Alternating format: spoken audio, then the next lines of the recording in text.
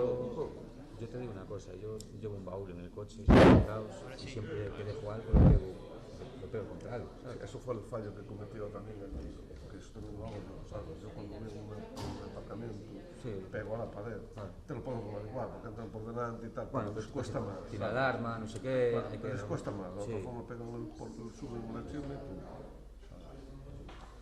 y sacar la cámara, no es lo mismo sacarla por el asiento, que sacarla... No, la mía no la han sacado, tienen que o mover el coche o reventarlo todo, y aparte del coche tiene alarma. Pero claro, Pepe. independientemente de eso, robar esto, macho, en el momento en el que se va un tal, ya está. Está emitiendo en directo. Y no aparecieron. No. ¿Qué pasa? ¿Por qué problema hay? Non funcionan os micros. Non iba un enchufe. Esa, o Venega tampouco lle iba,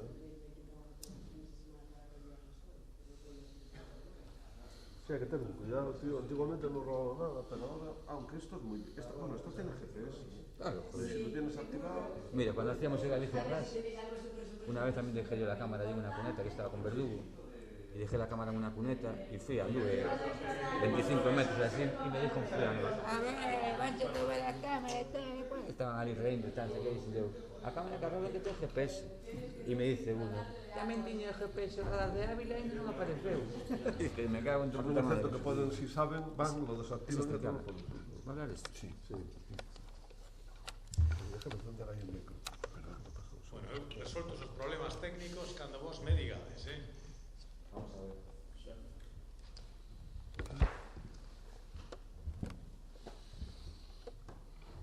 Listo, como...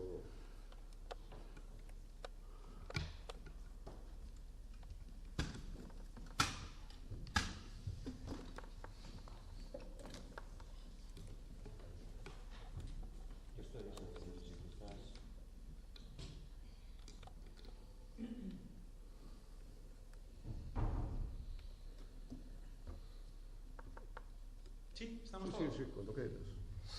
Bueno, pues moi bons días e moitas gracias por asistir a esta rueda de prensa convocada como habitualmente despois da celebración desta mañá da nosa tamén habitual reunión dos luns na que preparamos os dous plenos case maratonianos que imos a celebrar esta semana. A primeira destas sesións plenarias pois ten como objetivo a aprobación dos orzamentos da Xunta para 2024 e tamén a aprobación da Lei de Medidas Fiscais e Administrativas que acompañan ese orzamento. Galicia vai ser a primeira comunidade autónoma española en contar cun orzamento para o vindeiro ano gracias á estabilidade da que goza a comunidade galega e do bo facer do goberno galego que cada ano é quen de presentar uns orzamentos coherentes e adecuados para a súa aprobación e entrada a vigor o 1 de xaneiro.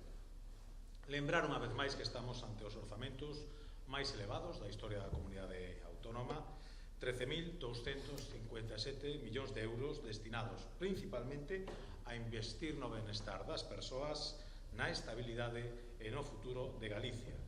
Uns orzamentos que non recorren ao endeudamento por primeira vez en 16 anos, uns orzamentos que prevén máis crecemento e menos paro, que reforzan o gasto en sanidade, en educación, en políticas sociais e en emprego, cun total de 9.774 millóns de euros dedicados a estas partidas. En concreto, máis de 5.000 deses millóns exclusivamente dedicados á sanidade pública galega. E, o que é tamén importante para os galegos, consolidando as rebaixas fiscais de anos anteriores e incorporando novas rebaixas de impostos para a compra de inmobles e vehículos usados ou eximindo dese imposto de transmisións aos vehículos de baixas emisións. Estes orzamentos volveron a deixar patente durante a súa tramitación que non existe unha alternativa real ao goberno do Partido Popular de Galicia, porque BNG e PSDG son incapaces de poñerse de acordo en nada, salvo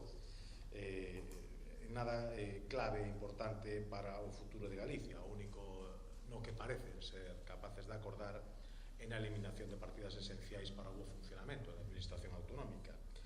Así propuxeron a eliminación de partidas esenciais como os 86 millóns destinados ao funcionamento de centros públicos para persoas maiores, a práctica eliminación das partidas destinadas ao funcionamismo dun organismo tan importante para a industria galega como o IGAPE, demonizando ademais a empresa de recursos de Galicia recentemente presentada e tamén propoñendo unha reducción de máis de 10 millóns de euros, por exemplo, no funcionamento da Cidade de Cultura, aínda que despois somos primeiros en organizar grandes actos nestes recintos.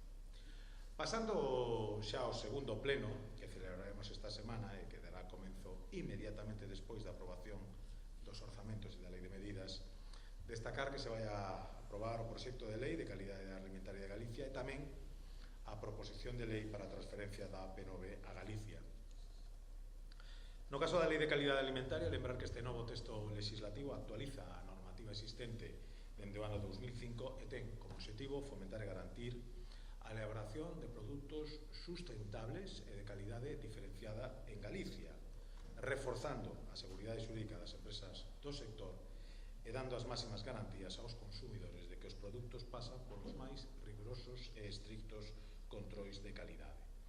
En definitiva, trátase de garantir a máxima calidade dos produtos elaborados e comercializados en Galicia, de xeito que o feito de que un produto teña orixe galego sexa un sinónimo de excelencia en todo o mundo.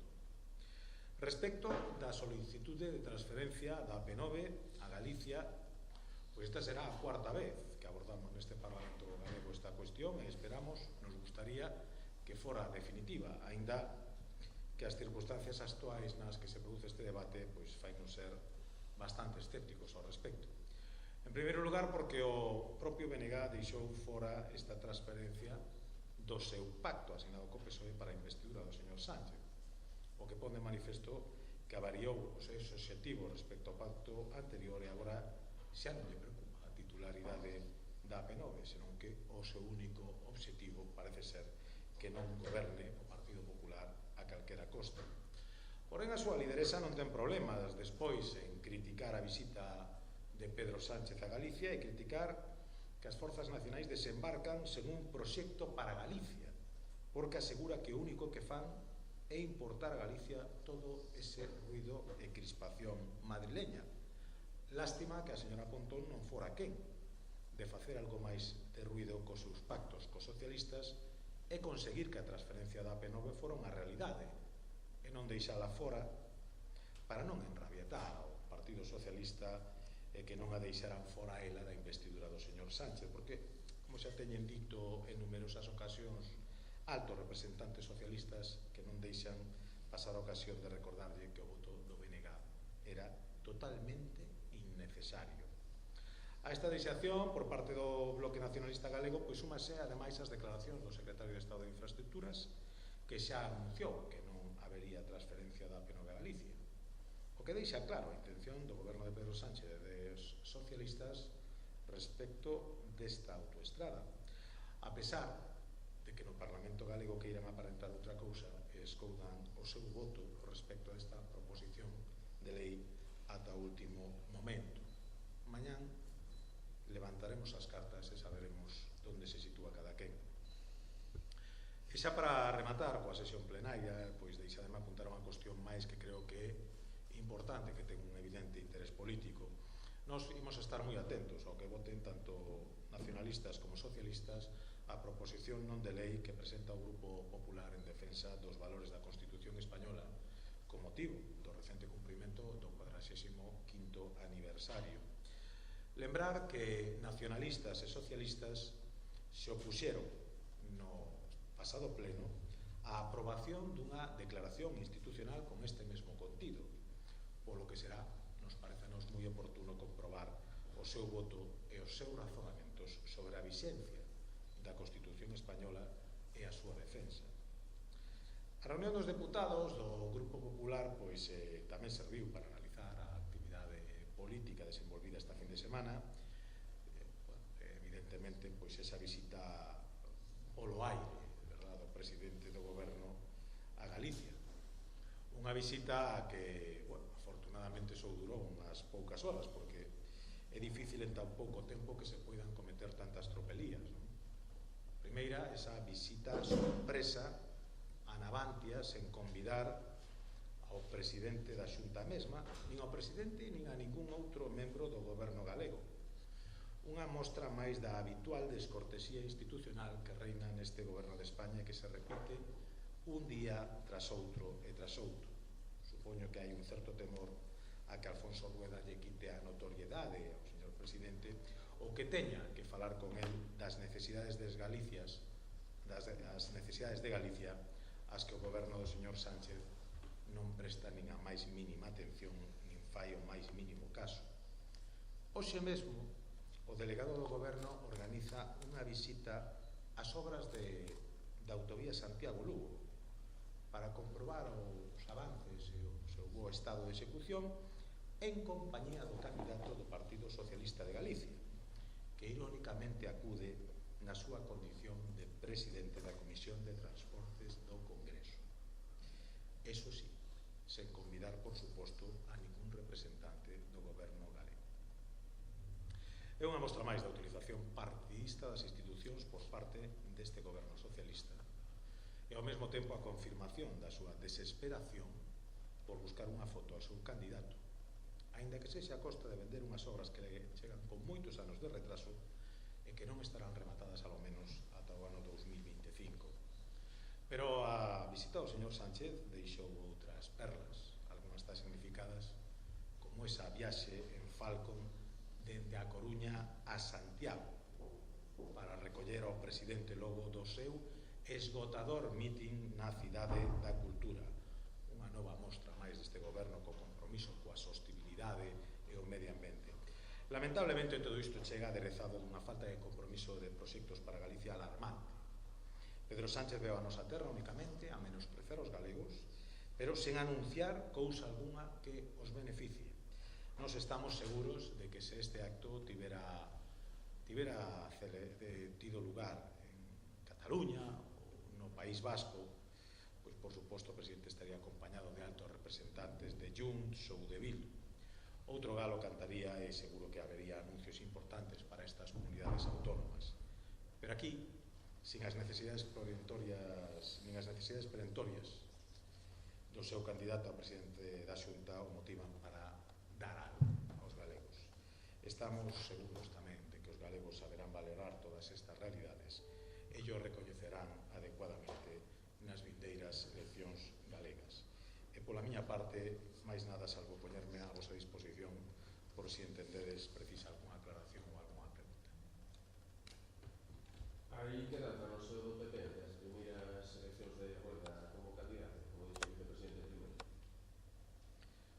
Bueno, pois isto habería que facerse esa famosa pregunta de comparado con que.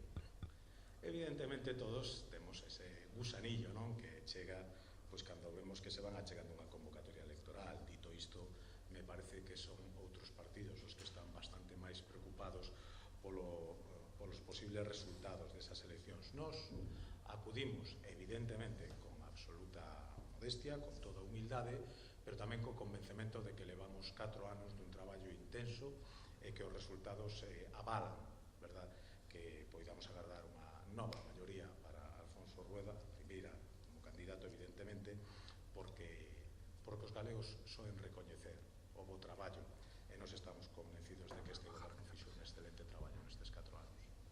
Pero hai máis intranquilidade respecto a anteriores citas electorais como candidato. Non recordo que nunca tuveramos unha cita electoral na que non hubiera inquedanza ou na que non se nos dixera recurrentemente que non íbamos a contar co apoio dos galegos. Afortunadamente, estas cuestións, ese discurso, soe cambiar o día das eleccións aproximadamente a iso das 9:00 da noite. Nos, volvo a repetir, absoluta humildade, traballo intenso para convencer ata o último dos galegos, ata o último dos minutos, pero a confianza de que estamos facendo un bo traballo e de que, dende logo, Alfonso Rueda se presenta estas eleccións cunha folla de servicios impecable, que vai ser recoñecida, sen dúbida, polos galegos. Sí, por ejemplo, que mañana vais a proposta do PNG para cambiar a lei electoral, para ampliar a idade de voto de 16 anos, a regular por lei os debates electorales na República. Si nos pode un pouco avanzar como o sistema do PP.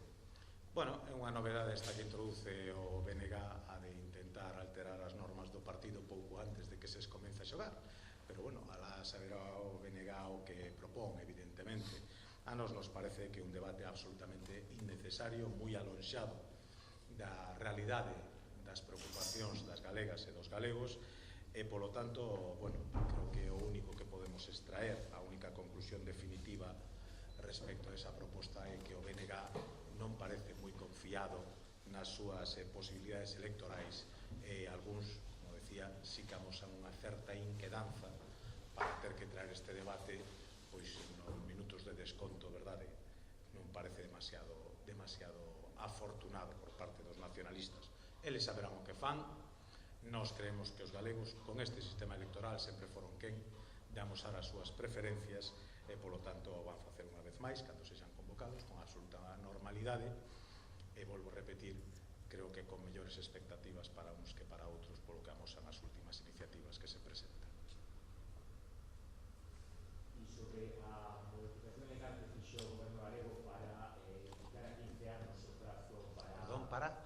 Limitar a 15 anos o prazo para actuar contra obras ilegais na línea de costa, o goberno presentou unha cuestión de inconstitucionalidade e esta mañana soubose que se admitiu a trámite esta cuestión co argumento de que se invaden competencias estatais. Mire, que na España na que vivimos, coas situacións que estamos escoitando, coas absolutas incongruencias do goberno de España respecto ao que era legal e ilegal antes e despois das eleccións, sinceramente, que as dúbidas sobre o respeto á Constitución e a legalidade vixente se centren nunha comunidade autónoma que leva dando exemplo de lealdade constitucional durante décadas, semella máis un chiste que iso sí teño que dicir cada día lle fai menos gracia aos galegos. Nos, volvo a repetir, propuxemos unha normativa que entendemos que ten perfecto encaixe dentro da Constitución, evidentemente respetamos os trámites legais para que se diluciden as cuestións relacionadas coa mesma, pero, dende logo, Galicia o único que aspira, o único que quere, é que se lle teña o mismo respeto que os demais, en este caso concreto ese respeto se concreta en algo tan sinxelo como que nos deixen organizar o noso espacio litoral, tal e como recolle, por certo, o Estatuto de Galicia e tal e como manifestaban estar de acordo absolutamente todos os grupos con representación na Cámara Galega.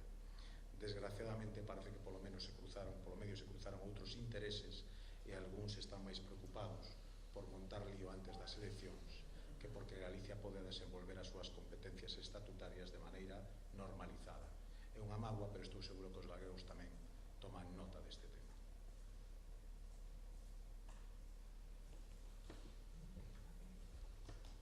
Algúnha outra cuestión? Oye, pois moitísimas gracias e vémonos mañá durante o pleno.